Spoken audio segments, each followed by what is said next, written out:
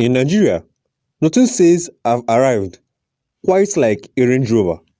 It is the ultimate badge of honor for politicians, tech bros, and oil moguls.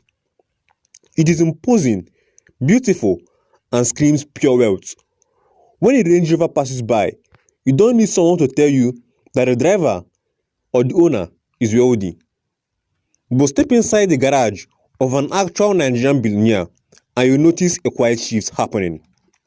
The Range Rover is being pushed to the corner, dusty, while a Lexus LX or Toyota Land Cruiser takes the prime spot. Why are Nigeria's wealthiest elites secretly dumping the ultimate status symbol? Let's talk about the luxury car that is giving big men high blood pressure. If it's your first time on our YouTube channel, consider clicking subscribe and turn on the notification icon because this is Nigeria's premium automotive education brand where we teach you exactly the things you need to know about your car before making decisions on buying or how to go about your car. So make sure you click subscribe and turn on the notification. Let's start with the mechanical reality. Range Rovers are engineered for smooth European highways, not the chaotic terrain of Nigerian roads. The biggest culprit, the electronic air suspension, is designed to give you a floating cloud ride. But face a deep pothole on the Lekki Expressway or a rugged street in Port Harcourt, and that system panics. When the air struts leak, the car completely drops. It lowers itself to the ground like it's doing a cultural greeting. And once a Range Rover sags, it is completely undrivable. Imagine a whole chief dressed in pristine white abuja stranded on the Third Mainland Bridge because his 90 million naira SUV decided to take a nap. The embarrassment alone is enough to make a big man sell the car the next day. Then come the electrical ghosts. These cars are essentially supercomputers on wheels.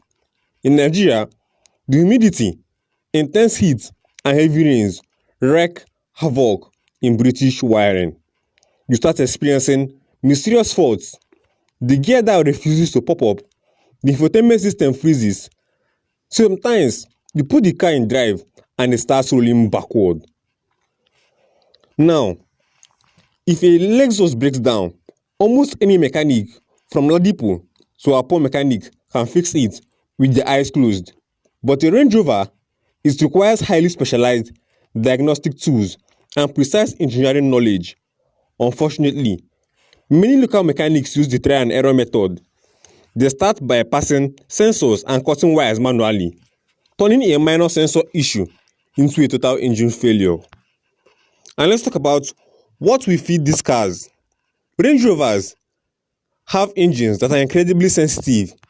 They demand top-tier, unadulterated, high-octane fuel and highly specific synthetic oils. In a market where fuel quality can be highly unpredictable, a bad batch of petrol can instantly clog the fuel injectors and ruin a multi-million naira engine. Add the fact that the Nigerian auto market is flooded with counterfeit spare parts and you have a ticking bomb. If you put a fake part in a Toyota, it might complain but still move. If you put a fake part in a Range Rover, the car's computer system will literally reject it and shut the whole vehicle down. Now, before we continue, if you have a friend who owns a Range Rover or wants to buy a Range Rover, kindly send this video to them. Let's confirm and let them drop their decisions as well. Also drop your thoughts in the comment section down below. This brings us to the next grand exodus. Rich Nigerians hate wahala. When you are tracing multi-billion naira contracts, you cannot afford to be late because your car is waiting for a software update. Enter Japanese alternatives, the Lexus LX series and the Toyota Land Cruisers. Are they as sleek or avant-garde as a Range Rover? Maybe not, but they are bulletproof. Figuratively and often, literally. A Lexus gives you 85% of the luxury of a Range Rover, but with 100% peace of mind. It will swallow potholes, wade through floods, run on average fuel if it has to, and its resale value holds incredibly well. A 5-year-old Lexus is still a gold mine. A 5-year-old Range Rover is a financial liability that will consume your bank account. So the Nigerian big men actually hate the Range Rover. No, they love the prestige. You will still see them buy one brand new, use it strictly for Sunday driving or high society weddings and pack it. But for the daily hustle, for the interstate trips, and for real reliability on Nigerian roads, Lexus is still king. But what do you think?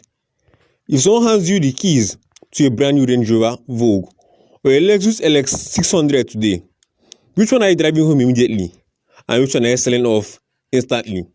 Drop your thoughts in the comment section down below. Don't forget to hit that red subscribe button and turn on the notification icon so we get to understand the energy of the Range Rover in Nigeria. Am I hyping this up too much, or is the Range Rover still a car that holds its value in Nigeria and is worth buying? If you had the money and decided to pull the trigger on a car to show the world that you had truly arrived, will you be taking a Range Rover? Will you be taking a Lexus or even a Mercedes? Do you have any video you want me to, or a car you want me to review? Drop it in the comment section down below and I'll make a video comparing those cars and researching, giving you all the information you need to make informed buying decisions on your favorite car. Share this video with your friends and I'll see you in my very next video.